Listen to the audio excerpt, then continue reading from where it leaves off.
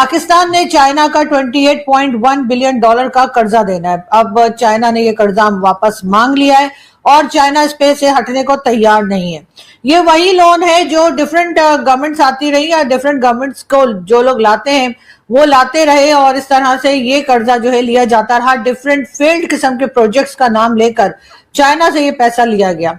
मतलब उनके पास अवेलेबल नहीं है, वो उनके पास सफिशिएंट है, इसलिए वो धमकियां दे रहे हैं। उनकी गवर्नमेंट की तरफ से उनको कोई प्रॉब्लम नहीं है, लेकिन उनका ये धमकियां देना मतलब ये कोई मजाक तो नहीं है।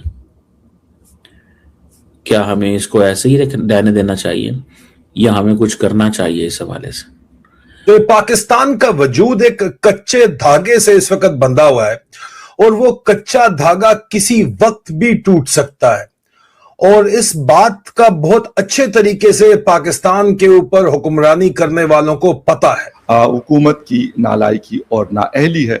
बजाय इसके कि 15 रुपए लीटर पेट्रोल कम होना था, 15 रुपए बढ़ा दिया। ये कमाल आप सिर्फ पाकिस्तान में देख सकते हैं, दुनिया के किसी और मुल्क में ये वाला तमाशा आपको नजर नहीं आएगा।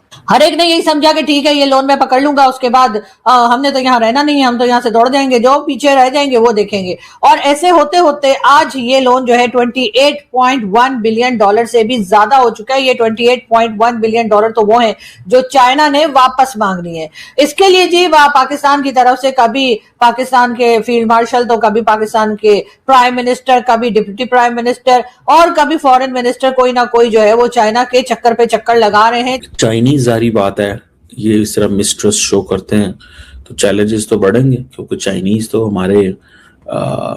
हमारी मुश्किल दौर के हमारे साथी हैं। जब कोई पाकिस्तान में इन्वेस्टमेंट नहीं करना चाहता था तो चाइनीज इन्वेस्टमेंट करना चाहते थे, ये बात तो फैक्ट है।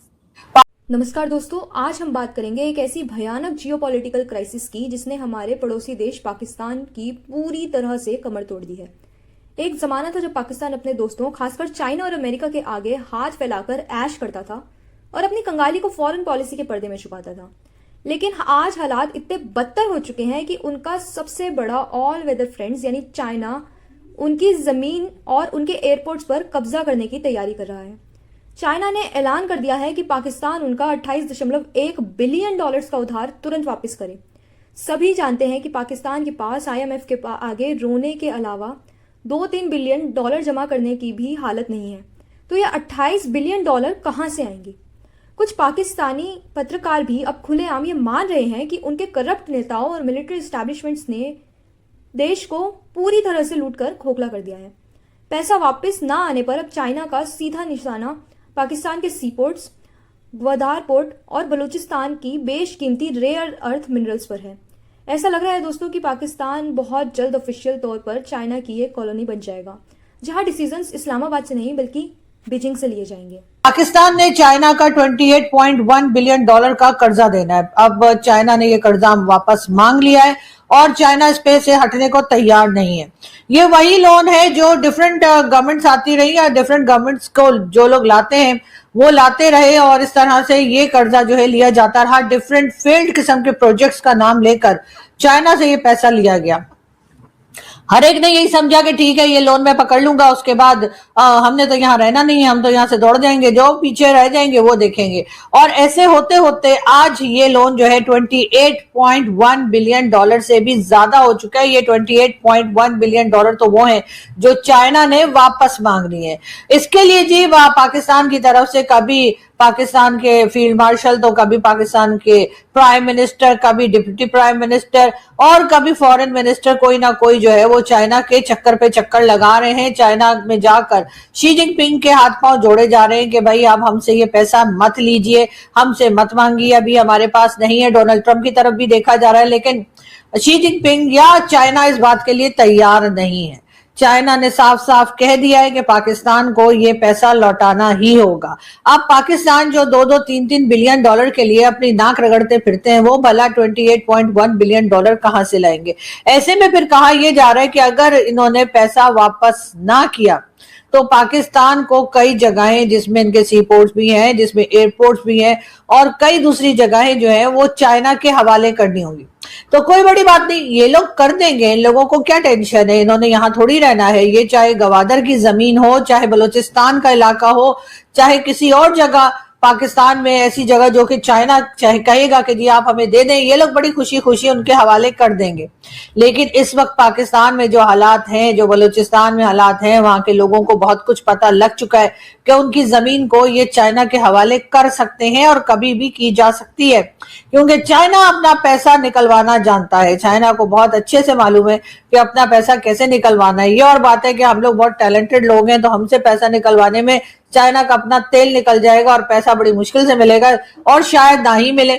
ऐसे में चाइना जो है वो पाकिस्तान के कुछ एरियाज के ऊपर अपना एक कब्जा कर सकता है और कह सकता है कि जी यहाँ पर मेरा होल्ड है। ऐसे में इन लोगों को यकीनन जो गवर्नमेंट्स लाते ले जाते हैं, गवर्नमेंट्स को कंट्रोल करते हैं, और जो गवर्नमेंट में बैठे हैं इन तमाम लोगों को ही शर्म आनी चाहिए। लेकिन मुझे लगता नहीं कि इस तरह की कोई बात होगी, इस तरह की कोई शर्म जो है इनमें से किसी को भी आएगी। यकीनन इस वक्त पाकिस्तान के अंदर टेंशन तो बहुत है, और कहा यही जा रहा है कि चाइना ने साफ कह दिया है कि चाइनीज का ये लोन जो है हर सूरत में पाकिस्तान को लौटाना होगा, वरना पाकिस्तान में जो रेयर मिनरल्स वगैरह की बात की जाती है वो भी चाइना के हवाले करनी पड़ेगी। एयरपोर्ट्स और उसके साथ साथ सीपोर्ट्स वगैरह जो हैं वो भी चाइना के ही हवाले करनी होंगी, और चाइना जो है बड़े अच्छे से उनको लेना भी जानता है। लेकिन पाकिस्तान में जिस तरीके से सीपीसी से काम शुरू हुआ, यानी सीपैक जो बन रहा है या बनता चला जा रहा है, उसके अंदर भी बेशुमार करप्शन जो है वो रिपोर्ट की गई, और जिसमें जनरल आसिम सलीम बाजवा का नाम भी आया। वही पिज्जा वाले भाई, उन्होंने जी खूब जम के करप्शन की, और उसके बाद वो अपने पिज्जा फ्रेंचाइज बनाकर रवाना हो गए। इमरान खान के जमाने में उनको उनको क्लीन चिट दी गई, और वो क्लीन चिट इमरान खान ने नहीं दी थी, वो क्लीन चिट उसको उसी इदारे ने दी थी जिसके वो पहले रह चुके और जिसके अंडर वो काम करते रहे, और उसके बाद ये करप्शन करके वो 9-11 हो गए ना। इमरान खान या कोई भी प्राइम मिनिस्टर पाकिस्तान का, चाहे वो जुल्फिकार अली भुट्टो हो, चाहे वो बेनजीर भुट्टो हो, मतलब उनके पास अवेलेबल नहीं है, वो उनके पास सफिशिएंट है, इसलिए वो धमकियां दे रहे हैं। उनकी गवर्नमेंट की तरफ से उनको कोई प्रॉब्लम नहीं है। लेकिन उनका ये धमकियां देना मतलब ये कोई मजाक तो नहीं है। क्या हमें इसको ऐसे ही रहने देना चाहिए, या हमें कुछ करना चाहिए इस हवाले से? और अगर चाइनीज जारी बात है, ये इस तरह मिसट्रस्ट शो करते हैं, तो चैलेंजेस तो बढ़ेंगे, क्योंकि चाइनीज तो हमारी मुश्किल दौर के हमारे साथी हैं। जब कोई पाकिस्तान में इन्वेस्टमेंट नहीं करना चाहता था, तो चाइनीज इन्वेस्टमेंट करना चाहते थे।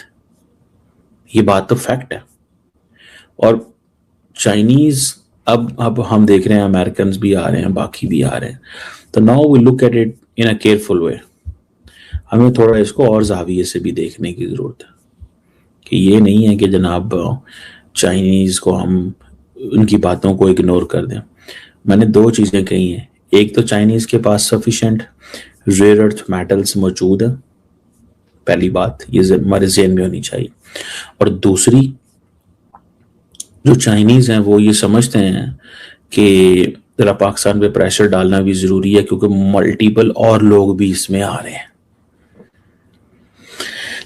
इसमें और लोग भी आ रहे हैं। That's important, one must not ignore this. इसको इग्नोर नहीं किया जाना चाहिए, क्योंकि अमेरिकन आ रहे हैं बीच में। तो ये चीज सारी बात है चाइनीज को अच्छी नहीं लगती, वो they don't want to share it. देखिए, अब ये जो सिक्योरिटी के खदशात हमारे चाइनीज भाई शो कर रहे हैं, ये बड़े इंपॉर्टेंट है। उसकी वजह क्या है कि जब चाइनीज 2014 में आ रहे थे, ये सारा कुछ कर रहे थे, तो सिक्योरिटी तब भी थी, चैलेंजेस थे। ये नहीं था कि तब सिक्योरिटी के चैलेंजेस नहीं थे,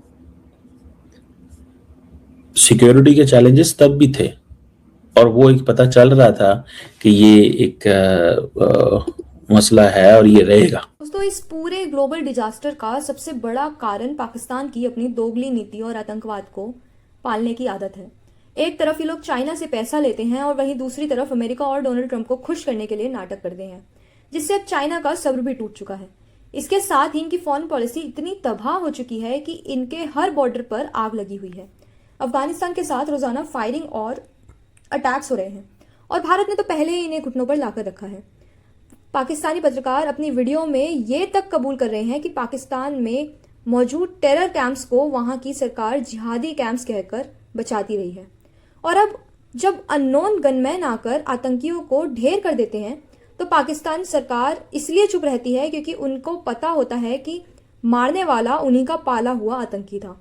आज पाकिस्तान की आम जनता महंगाई, बेरोजगारी और स्ट्राइक से मर रही है, जबकि इनके नेता और जनरल्स अपनी फैमिलीज को दुबई और लंदन सेटल कर चुके हैं। एक आतंकवादी स्टेट का जो अंजाम होना चाहिए था, आज पाकिस्तान ठीक उसी रास्ते पर बर्बाद हो रहा है और आने वाले समय में इस देश का पूरी तरह से बिखर जाना लगभग तय है। दोस्तों, इस पूरे मामले में आपकी क्या राय है, हमें कमेंट सेक्शन में लिखकर जरूर बताएं। साथ ही वीडियो पसंद आई है तो इसे लाइक करें।